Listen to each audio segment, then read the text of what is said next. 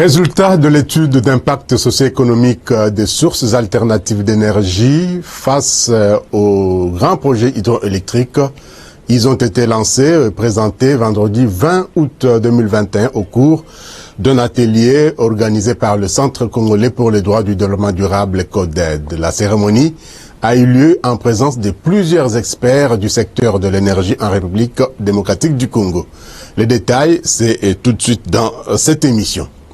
Et puis, Journée internationale des peuples autochtones, elle est célébrée le 9 août de chaque année en République démocratique du Congo. Après la conférence de presse tenue en cette date du 9, le réseau des populations autochtones et locales pour la gestion durable des écosystèmes forestiers de la RDC, REPALEF, ainsi que la dynamique des groupes des peuples autochtones DGPA, ont organisé une cérémonie de lancement des activités dans le cadre, bien sûr, de la célébration de cette journée dédiée aux peuples autochtones. Enfin, participation effective de la République démocratique du Congo à la 26e conférence des parties de la Convention cadre des Nations Unies sur le changement climatique, la COP26 en novembre prochain. Le président de la République, Félix-Antoine Tshisekedi, a appelé le ministère de l'Environnement et Développement durable de produire dans un délai raisonnable une série d'éléments afin de renforcer le programme du gouvernement dans ce domaine. Madame, Messieurs, bienvenue au magazine RDC Environnement. Tel est donc le sommaire. Les détails, c'est tout de suite après ceci. Agence Galaxy Media, la passion de développer la RDC. Ainsi, je vous le disais dans le sommaire, le Centre congolais pour les droits du développement durable CODED a présenté vendredi 20 août 2021 au cours d'un atelier les résultats de l'étude d'impact socio-économique des sources alternatives d'énergie face aux grands projets hydroélectriques. Les détails, c'est dans ce reportage. C'est une étude qui vaut son pesant d'or au vu de l'impérieuse nécessité pour les Congolais d'avoir accès à l'énergie. Les résultats de l'étude d'impact socio-économique des sources alternatives d'énergie face aux grands projets hydroélectriques ont été présentés au cours de cet atelier organisé par le Centre congolais pour les droits du développement durable CODED vendredi 20 août 2021. Les objectifs de cette étude sont de promouvoir les objectifs de développement durable en RDC, encourager un développement et une croissance économique basée sur une industrialisation sobre en carbone. Il s'agit également de promouvoir la mise en œuvre de l'accord de Paris sur le climat de 2015, promouvoir les droits des communautés à vivre dans un environnement sain et l'accès pour tous à l'électricité grâce aux énergies renouvelables. Enfin, former et informer la jeunesse sur l'entrepreneuriat et défendre les causes de l'intérêt public. Maître Eric Kassongo, coordonnateur exécutif du CODED. Que ce soit pour booster le développement du pays, que ce soit pour améliorer les pourcentages ou les taux d'accès des populations congolaises à l'électricité, nous avons des solutions simples qui sont moins coûteuses, qui sont abordables et qui sont situées dans pratiquement toutes les provinces de la RDC. Et qu'à ce jour, il y a un déficit de considération de ce potentiel-là aussi, qui n'est pas toujours mis en avant et que l'on préfère par rapport à d'autres projets, disons-le clairement, le grand projet hydroélectrique qui fait parler d'elle depuis une dizaine d'années, le projet Grand Inga. Nous sommes conscients que c'est un potentiel exploitable pour le pays, qui peut booster son économie d'une certaine façon, mais c'est aussi un projet qui est un peu trop controversé du point de vue coût, du point de vue scénario de développement sur le terrain, qui rend complexe le montage de ce projet, sans compter les questions de gouvernance que l'on a mentionnées même ici pendant la réunion, et aussi des considérations d'ordre environnemental. Voilà pourquoi nous disons, au lieu de prendre 10 ans ou 15 ans pour espérer qu'un grand projet tel que Inga peut produire de l'énergie, qui une fois commercialisé, cet argent-là peut financer la production de d'autres sources énergétiques, nous disons que c'est trop à faire attendre les Congolais. Il y a moyen de développer des sources alternatives que nous avons, les microcentrales, les picocentrales hydroélectriques, il y a plus de 800 sites qui ont été identifiés en RDC. Ces sites-là ne sont pas développés. Ils ne font pas l'objet d'un plan cohérent, d'une planification qui soit claire, qui montre les ambitions du pays en termes d'amélioration du taux de la recette, qui ne soient pas simplement des discours, mais qui soient des plans tracés sur la base des étapes qu'il faut franchir. Donc ces sources-là, valorisées, permettront non seulement de créer de la richesse pour les populations congolaises, mais aussi amélioreront la desserte en RDC.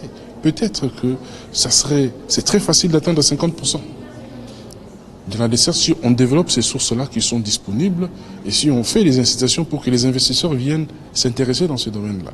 Les présentations faites par Adrien Mosengo, Damien Toabilangana et Maître Eric Kassongo ont apporté un enrichissement sans précédent au débat avec le concours des participants à ces assises. La RDC est très bien placée, mais déjà l'hydroélectricité, il ne faut pas l'exclure, nous avons un énorme potentiel hydraulique. En dehors du grand barrage Inga, tous nos territoires sont imbibés des cours d'eau et des cours d'eau qui ont des potentiels qui peuvent permettre de répondre à certains besoins des populations. Ça c'est un. Deuxièmement, nous avons un ensoleillement général qui est très bon pour développer le solaire. Et quand vous allez dans nos territoires, vous allez constater qu'on a beaucoup d'espace libre. Donc il est vraiment possible d'implémenter des centrales solaires. Vous savez, le problème des solaires, c'est surtout l'espace. 1 kilowatt crête vous impose 8 mètres carrés d'espace pour les panneaux, donc ça demande beaucoup d'espace, et l'espace on en a suffisamment. La troisième chose, vous allez aussi constater que dans nos territoires, nous avons beaucoup de biomasse. Il y a trop d'herbes partout parce que vous comprenez un peu le style d'aménagement dans nos villages, il y a trop d'herbes. Et ces herbes en fait constituent du combustible, et c'est quelque chose qu'on peut valoriser dans des centrales gazogènes ou à biogaz pour produire aussi de l'énergie. Donc en dehors de l'hydroélectricité, nous avons un énorme potentiel pour électrifier nos zones rurales et périurbaines, effectivement.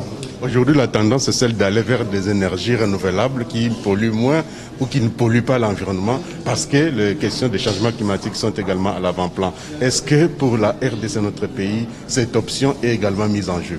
Oui, mais c'est l'option la meilleure, parce que les énergies renouvelables, c'est d'abord l'hydroélectricité. Je viens de dire qu'on a un énorme potentiel hydraulique. C'est aussi le solaire. On a un ensoleillement et on a de l'espace.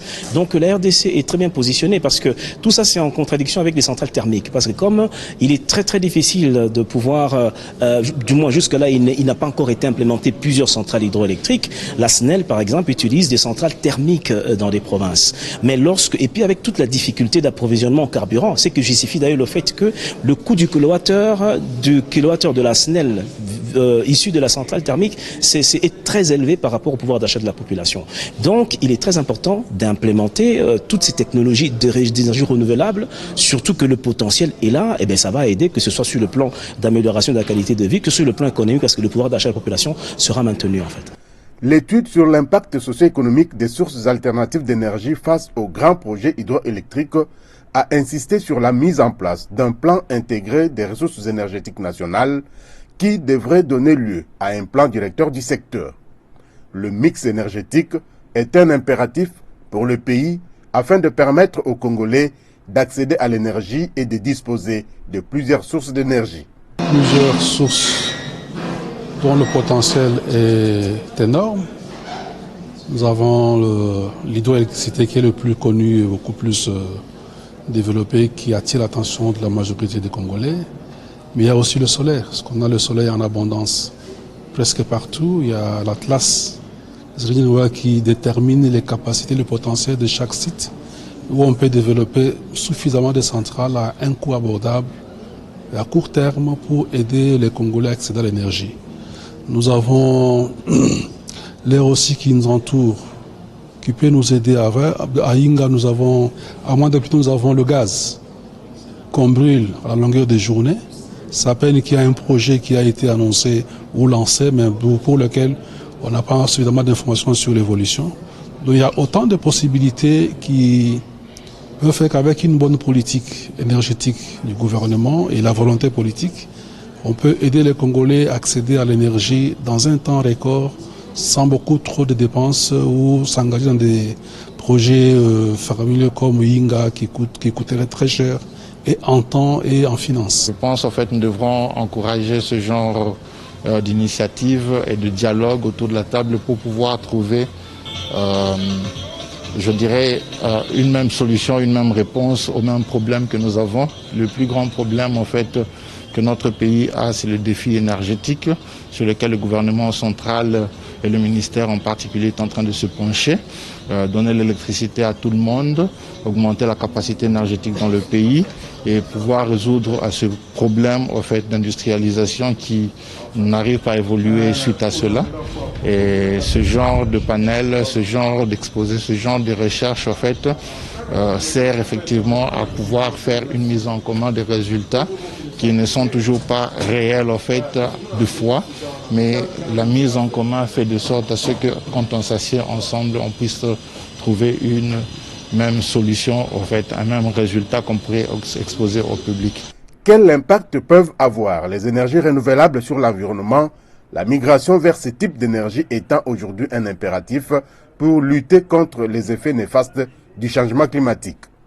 Le mix énergétique doit être réalisé parce que nous avons une multiplicité de sources. Maintenant, tenant compte du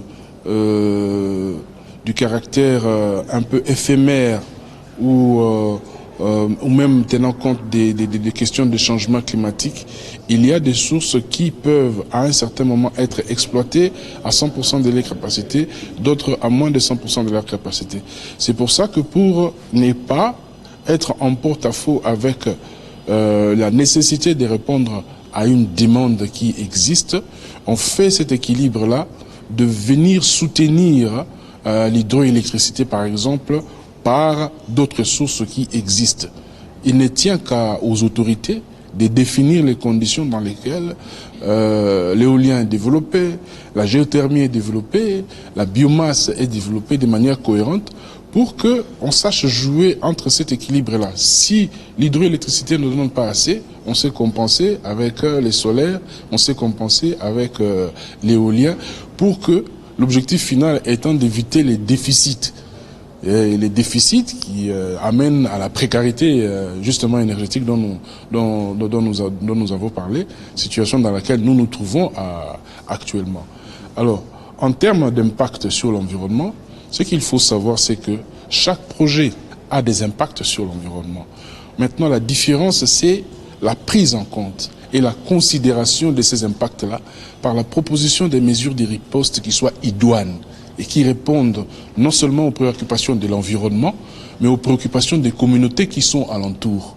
Le Centre congolais pour les droits du développement durable, CODED, fait de la promotion des objectifs de développement durable en République démocratique du Congo son cheval de bataille, s'érigeant ainsi en une brigade des acteurs du développement dans les projets de développement en République démocratique du Congo. Par cette étude, le CODED entend produire une feuille de route qui pourrait orienter les décideurs vers une solution appropriée pour prendre en considération les intérêts d'ordre social et économique du pays ainsi que les intérêts régionaux et internationaux. La République démocratique du Congo, pays très immense, dispose de beaucoup de sources naturelles énergétiques prouvées, abondantes et variées, allant de l'énergie hydroélectrique, nucléaire, en passant par le gaz, le pétrole et la photovoltaïque, à la biomasse, l'éolien et autres. Des sources d'énergie que le pays peut exploiter afin de lutter contre la précarité énergétique dont la population congolaise souffre sans raison. Rendons-nous à la présidence de la République dans le cadre du Conseil des ministres. Le chef de l'État, Félix-Antoine Tshisekedi Tshilombo, a estimé qu'il est impératif pour le ministère de l'Environnement et du Développement durable de produire dans un délai raisonnable une série d'éléments afin de renforcer les programmes du gouvernement dans ces domaines et de permettre une participation effective de la République démocratique du Congo à la 26e conférence des parties de la Convention cadre des Nations Unies sur le changement climatique, la COP26, qui aura lieu à Glasgow, en Écosse, en novembre prochain. Je vous propose de suivre un extrait du compte rendu de la réunion du Conseil des ministres dans ses propos du ministre de la Communication et Médias, porte-parole du gouvernement, Patrick Muyaya Katembwe. Notre pays a pris un engagement ferme de contribuer à l'effort climatique global à travers sa contribution déterminée au niveau national à l'accord de Paris, si le délai initial des dépôts était prévu le 31 décembre 2020, une rallonge avait été accordée au pays jusqu'au 30 juin 2021. Il y a lieu de connaître la situation de la RDC afin de permettre une participation effective du pays à ces assises. Pour rencontrer les observations ci-dessus formulées par le président de la République, la vice-première ministre, ministre de l'Environnement et du Développement durable, a été invitée à prendre des dispositions nécessaires quant à ce. Le 9 août de chaque année, le monde célèbre la Journée internationale des peuples autochtones. À partir de cette date, plusieurs activités sont donc lancées pour commémorer cette catégorie de la population et particulièrement en République démocratique du Congo. Ainsi, le réseau des populations autochtones et locales pour la gestion durable des écosystèmes forestiers de la République démocratique du Congo, REPALEF en sigle, et la dynamique des groupes des peuples autochtones DGPA ont organisé concomitamment une cérémonie qui rentre dans le cadre, bien sûr, de la célébration de cette journée dédiée aux peuples autochtones. Le reportage de Muriel Makesse et Céline Bumba. De la situation actuelle des peuples autochtones en République démocratique du Congo, caractérisée par la discrimination et la marginalisation systématique dans l'accès aux services sociaux de base par l'assujettissement dominant de la privation de droits des possessions coutumières et l'exclusion des longues dates de la gestion de la chose publique, beaucoup d'efforts consentis par le gouvernement congolais de garantir la jouissance de leurs droits fondamentaux à l'égard des peuples autochtones. L'État congolais s'est engagé à l'amélioration des conditions de vie des peuples autochtones dans notre pays et veillera à sa mise en œuvre dans tous les secteurs pour une décennie décrétée en faveur des peuples autochtones, a déclaré le vice-ministre de l'Intérieur, Sécurité, Décentralisation et Affaires coutumières. J'invite les organismes autochtones pygmées, celles qui les accompagnent ainsi que les partenaires au développement de se joindre à nous afin de rendre effectif les développements des autochtones pygmées en République démocratique du Congo d'ici 5 à 10 ans. Sur ce, je déclare la décennie autochtone pygmée en République démocratique du Congo et souhaite que vous puissiez capitaliser la journée d'aujourd'hui pour identifier les axes prioritaires qui vont accompagner ces engagements. Par ailleurs, les peuples autochtones sont confrontés à plusieurs difficultés de plusieurs ordres. Manque d'opportunités économiques en leur faveur, pauvreté, des possessions et exclusion sur leurs terres ancestrales et carence dans les lois et politiques publiques des innovations prenant en compte leur mode de vie, pratiques traditionnelles, terres ancestrales et savoirs endogènes. La liste n'est pas exhaustive. Des éléments qui ont contribué à la mise à l'écart des peuples autochtones dans le développement de la société congolaise, impactant négativement l'identité de ces derniers et affaiblissant les liens physiques et culturels de ces peuples avec leurs terres ancestrales. Je suis très satisfait, surtout avec la présence de notre gouvernement qui a accepté et surtout la déclaration du gouvernement qui vient de dire la décennie des peuples autochtones en République démocratique du Congo. Donc ça, ce sont des éloges que nous serons le premier pays en Afrique centrale dont le gouvernement vient d'arrêter une décennie de peuples autochtones. Ça n'arrive jamais. C'est l'engagement que l'État congolais vient de prendre en termes d'amélioration des conditions de vie des peuples autochtones pygmées dans notre pays.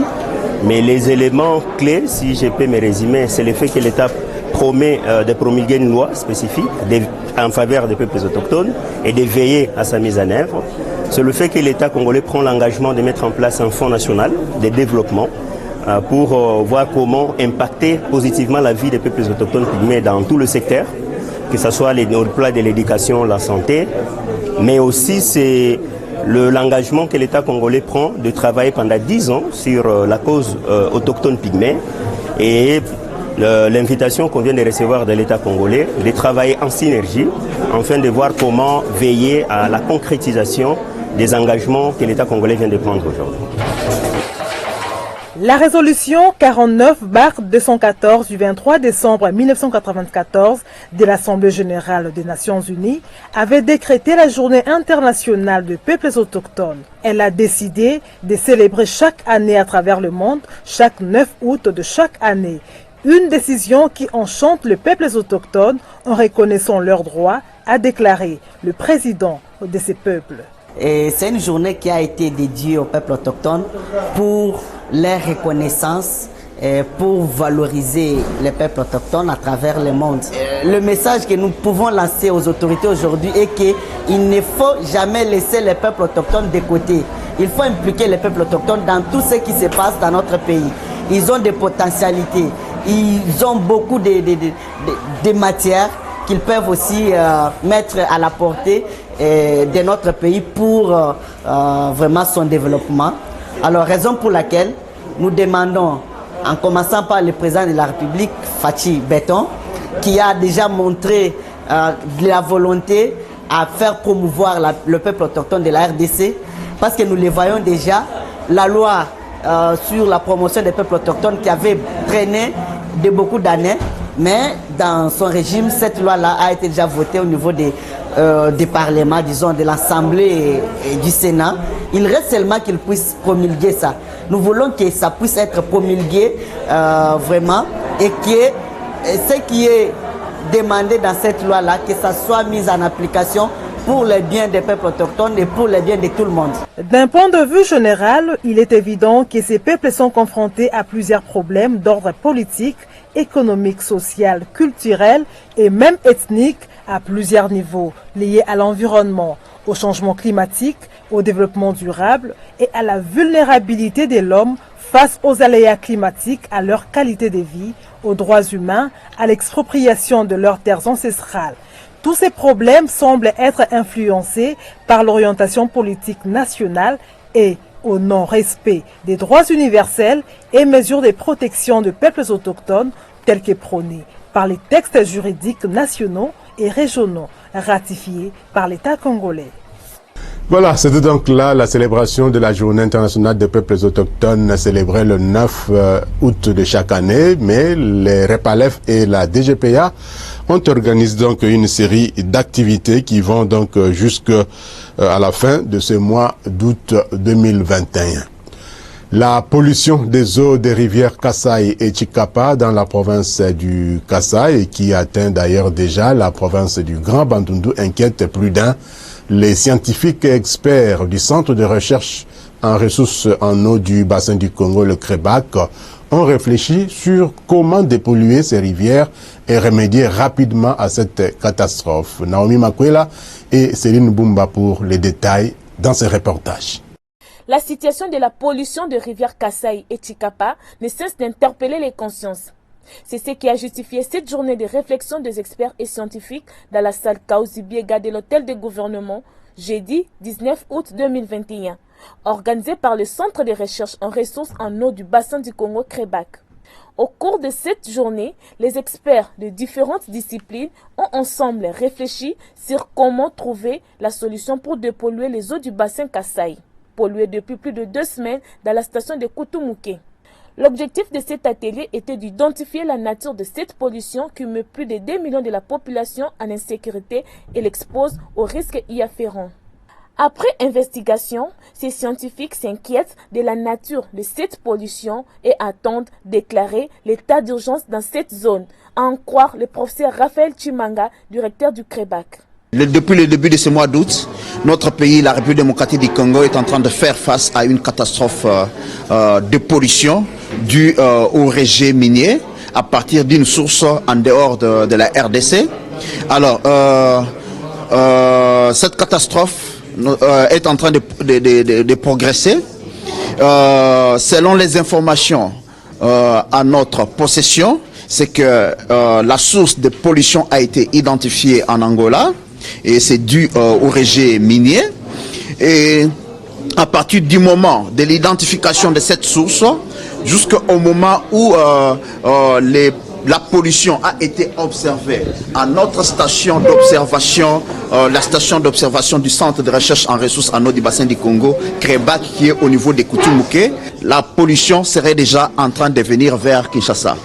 Nous ne connaissons pas, pour le moment, nous ne connaissons pas les types, la nature de polluants, n'est-ce pas, et l'étendue des risques.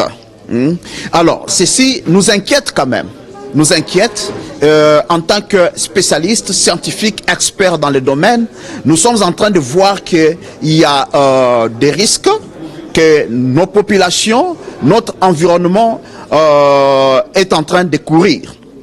Alors, il est important que nous puissions réunir les intelligences afin de pouvoir canaliser nos efforts et mobiliser les ressources afin que nous puissions faire des recommandations claires. Nous avons des informations liées à la population, les types de végétation, la couverture végétale, les caractéristiques physiographiques, les informations liées à la géologie et plusieurs d'autres informations.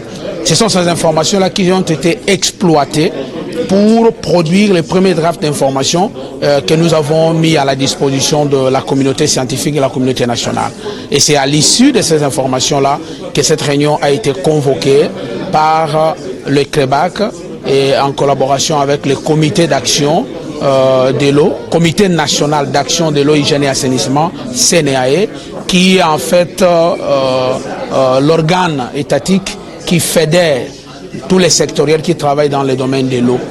Voilà, donc c'est pourquoi cette réunion a été organisée. Grâce à des groupes thématiques formés à cet effet, les experts ont formulé des recommandations en rapport avec cette catastrophe environnementale qui parcourt le pays à travers les eaux. Ces experts ont recommandé également la vigilance en veillant à la protection et préservation de l'environnement afin de mettre en place une équipe pour collecter les échantillons devant permettre aux experts de les analyser ainsi de découvrir les types de polluants ou substances toxiques dont il est question. Parlons gestion forestière à présent avec le Conseil pour la défense de l'environnement par la légalité et la traçabilité CODELT. Encore 3 autres concessions forestières de conservation illégalement attribuées par le ministère de l'Environnement et de l'Développement durable. Le journal officiel, par sa parution du 15 juin 2021, a publié 3 contrats de concession de conservation, une fois de plus, illégalement attribués par le ministère de l'Environnement et du Développement durable. Ces 3 concessions sont attribuées le même jour, le 14 octobre 2020, à un même opérateur en plus du nom de Buhendwa Muhewa Mikael, propriétaire de l'établissement Buhendwa, n'ayant aucun profil technique pour mener un projet de conservation et à même de justifier une attribution de gré à gré. Ces concessions sont respectivement localisées dans les provinces de l'Équateur, territoire de Bolomba, secteur de Boussira, pour une superficie de 250 000 hectares. Dans la province du Maïndomé, dans les territoires de Koutou, secteur de Batéré, pour une superficie de 160 000 hectares, et territoire de Oshwe, secteur de Kangara, pour une autre superficie de 175 000 hectares. Ces 3 concessions réunies représentent donc 585 000 hectares, largement au-delà de la superficie maximale que le Code forestier autorise le ministère à attribuer à un même concessionnaire. Pour rappel, ces 585 000 hectares s'ajoutent aux 4 millions d'hectares déjà illégalement attribués par le même ministère durant la seule année 2020. L'année 2020 aura donc dès lors été l'une des plus éprouvantes pour les forêts congolaises qui auront ainsi été atteintes par un niveau inégal de prédation et de bradage. CODELT entend rappeler ici qu'en date du 28 mai 2021, elle a saisi la vice-premier ministre, ministre de l'Environnement et du Développement durable, pour donc Madame F. Bazaïba, il faut les citer, un recours administratif préalable contre 6 autres concessions de conservation illégalement attribuées par son prédécesseur, M. Claude Nyamugabou, à la société TradeLink et représentant exactement 1 357 296 hectares, quasiment 3 fois au-dessus du maximum légal jusqu'à ce jour, 10 jours avant l'expiration du délai légal de réponse. Aucune suite n'a encore été réservée à la requête l'ayant saisie. De tout ce qui précède, Codelt demande le retrait pur et simple de ces concessions forestières, de nouveau illégalement attribuées. C'est peut-être ici l'occasion d'interpeller Madame la vice-première ministre, ministre de l'Environnement et du Développement durable, à réaliser que la gestion des contrats forestiers figure au premier plan de l'évaluation de son action à la tête de ces ministères aujourd'hui hautement stratégiques pour la République démocratique du Congo. Ce communiqué est donc signé André Hilaire Kashikisha de la part du Codelt. Parlons biodiversité à présent, la 15e conférence des partis sur la biodiversité qui devrait se tenir cette année 2021 vient d'être renvoyée à l'année prochaine. Une ouverture virtuelle officielle de la réunion COP 15 organisée par la Chine aura bel et bien lieu à la mi-octobre de cette année, suivi des négociations en face à face à Kunming dans le sud de la Chine. Ce sera du 25 avril au 8 mai 2022. Face à la perte sans précédent de la biodiversité, les militants ont appelé à un accord mondial efficace sur l'arrêt de cette perte par l'adoption et la signature d'un accord similaire à celui de Paris sur les changements climatiques. Terminons cette émission avec cette annonce. Comme vous le savez d'ailleurs, la 26e conférence des partis à la Convention cadre des Nations Unies sur les changements climatiques, la COP 26 aura bel et bien lieu à Glasgow, en Écosse, en novembre prochain. Ce sera donc le moment pour les différentes parties ou encore les 197 pays membres de l'ONU de discuter sur comment il faut donc renforcer les mesures d'application de l'accord de Paris sur le climat de 2015, mais aussi pouvoir voir dans quelle mesure il faut donc diminuer ou arrêter de polluer l'environnement parce que le monde se réchauffe progressivement et l'heure de discussion continue pour arrêter des mesures idoines afin de limiter le réchauffement climatique en dessous de 1,5 degré Celsius. Bouclons complètement cette émission avec cette autre nouvelle, la semaine mondiale de l'eau du 23 au 28 août 2021 de Stockholm. C'est donc un appel à se joindre aux efforts pour faire de Dakar 2021 le forum des réponses qui doivent donc être concrètes pour les populations des différentes régions du monde qui ont besoin de l'eau. Cette semaine mondiale de l'eau se tient donc dans un contexte difficile, comme on le sait, dominé par la pandémie de Covid-19 avec des sessions virtuelles et l'objectif étant donc d'aider aux différents défis de l'eau et de l'assainissement à l'échelle mondiale. Semaine mondiale de l'eau, c'est donc du 23 au 28 août 2021. Madame, Messieurs, voilà qui boucle cette émission RDC Environnement qui reviendra bien sûr la semaine prochaine. Toujours avec le même plaisir, nous serons gré vous retrouver. Merci à Jocelyn Baba, merci à Gédéon Mouaï, merci également à Myriel Makiese, Guilhem Muzembe de Gonzac et à Naomi Makwela. Merci également à vous de nous avoir suivis. Les prochains rendez-vous, comme nous l'avions dit tantôt, c'est déjà la semaine prochaine. Portez-vous bien et bonne suite des programmes sur votre chaîne. Prenez soin de vous, mais surtout, prenez soin de votre environnement. Au revoir et à très bientôt.